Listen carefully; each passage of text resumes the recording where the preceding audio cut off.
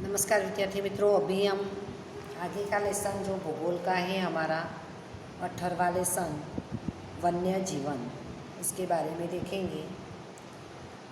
तो हमारा जो भूपृष्ठ है तथा जलवायु, यानी हमारे देश में जो मौसम है वो भी समय समय पर बदलती है, तो उसमें विविधता है। और भूपृष्ठ भी देखो कहाँ पर हमारे देश का भूपृष्ठ है तो कहाँ पर मैदान है, कहाँ पर पर्वत है, कहाँ पर नदियाँ, कहाँ पर रेगिस्तानी विस्तार है, कहाँ समुद्र किनारा है, तो अलग अलग भूपृष्ठ है। तो उसी तरह यहाँ की जो वन्य जीव सृष्टि है उसमें भी विविधता है कि वहाँ की जलवायु और भूपृष्ठ कैसा है, वहाँ का वन्य जीवन है।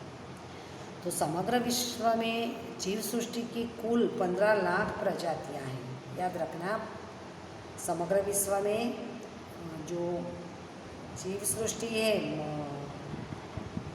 पशुओं की वो 15 लाख है, और उनमें से अकेले भारत में 81,251 प्रजातियाँ पाई जाती हैं, जिनमें पक्षी भी है, सरीसृप यानी जो पेट से चलने वाले सांप, अजगर वगैरह जो है जीव जंतु है वो। बाद में उभयजीवी प्राणी यानी पानी और जमीन दोनों पर रहने वाले जो प्राणी है, जैसे कि मगर है और कछुआ है वैसे। बाद में स्तनधारी प्राणी की जो स्तनधारी यानी जो बच्चे को जन्म देते हैं ऐसे। बाद में मत्स्य यानी मछलियाँ, और कीट यानी छोटे छोटे कीड़े मकोड़े वगैरह दिखाई देते हैं, ये सारी जातियाँ।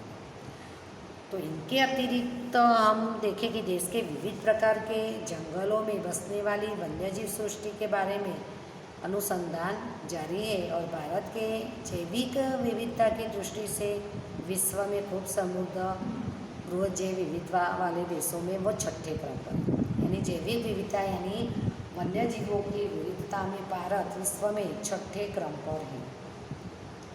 और भारत में जंगलों का क्षेत्रफल क्रम उसकी तुलना में यह जैव विविधता अत्यंत, हम देखें कि जंगल 23% है, उसके हिसाब से हम देखें कि वन्य जीव विविधता भारत में ज़्यादा है। अभी हम देखेंगे कि भारत के प्राणी भौगोलिक प्रदेश, प्राणी यानी कौन से विस्तार में कौन से वन्य पशु जानवर दिखाई देते हैं।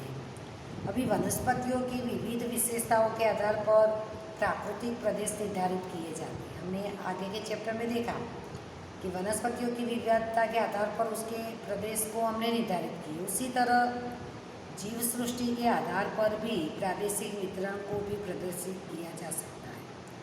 अभी भारत में मिलने वाली जैव सृष्टि यानी जो प्राणी सृष्टि है, तो उसकी जो विशेषताओं की समानता और किसी प्रदेश के विशेष में उनकी उपस्थिति, निवास जैसे पहलुओं के आधार पर भारत को 9 प्राणी भौगोलिक भागों में बांटा गया है। याद रखना, ये प्रश्न में भी आ सकता है कि भारत के प्राणी भौगोलिक प्रदेश यानी भारत में जो जैव सृष्टि यानी हमने यहाँ पर जो देखा कि पक्षी, सरीसृप, अभयजीवी प्राणी, स्तनधारी, सारे जीव जंतु यानी सारी प्राणी सृष्टि है, उनको लेकर भारत के विभागों को 9 प्राणी भौगोलिक भागों में बांटा गया। एक तो हिमालय प्रदेश कि वहाँ कौन से प्राणी पाए जाते हैं वो, बाद में लद्दाख जम्मू कश्मीर में आया वहाँ, तथा शुष्क शीत प्रदेश।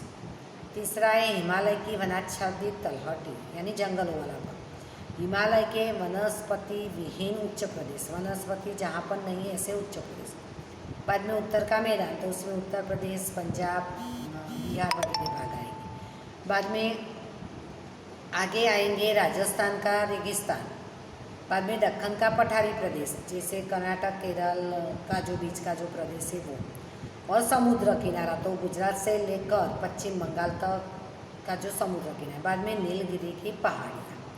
तो ये 9 भागों में प्राणी भौगोलिक भागों को बांटा गया है।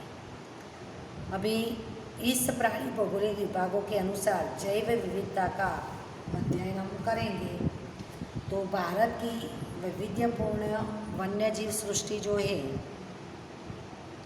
वो देखेंगे कि भारत की वैविध्यपूर्ण वन्य जीव सृष्टि, ये भी प्रश्न बार बार परीक्षा में आता है। याद रखना कि कहाँ पर कौन से जानवर दिखाई देते हैं, वही हमें उसमें याद रखना है। तो भारत के भूपृष्ठ में विशाल मैदान है, प्रायद्वीपीय पठार यानी भारत का दक्षिणी भाग, कर्नाटक, केरल, तमिलनाडु वो भाग।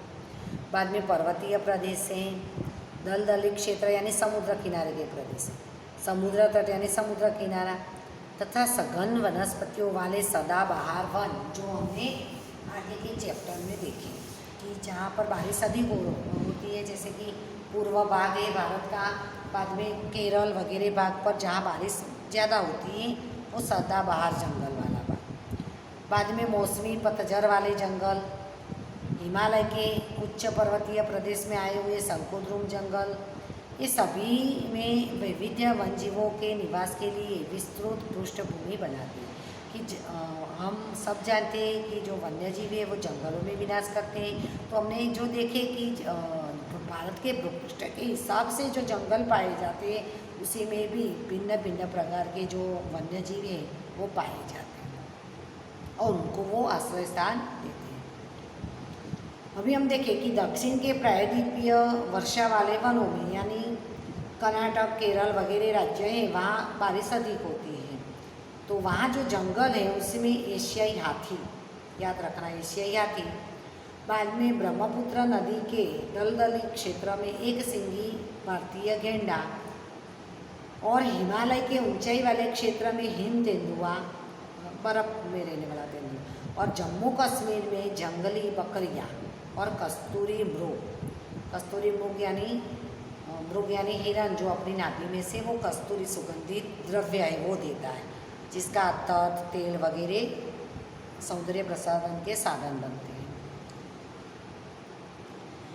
बाद में दक्षिण भारत के वनों में, ये हमने देखा उत्तर भारत का, जम्मू कश्मीर में बकरियां हैं, हिमालय में हिम तेंदुआ है, वो देखने को मिलता है। अभी दक्षिण भारत के जंगल में जंगली भैंसें, बाद में मध्य भारत में तथा पश्चिम बंगाल में बाघ, और गुजरात में कच्छ के छोटे रेगिस्तान में जंगली घुड़खर, और बड़े रेगिस्तान में जल प्लावित क्षेत्र में सुरखा नारायण सरोवर है, वहाँ सुरखा पक्षी दिखाई देते हैं। और घास के मैदानी क्षेत्र में लुप्तप्राय पक्षी टोक, जिसको घोराड़ बोलते हैं, सबसे बड़ा पक्षी है, वो दिखाई देता है।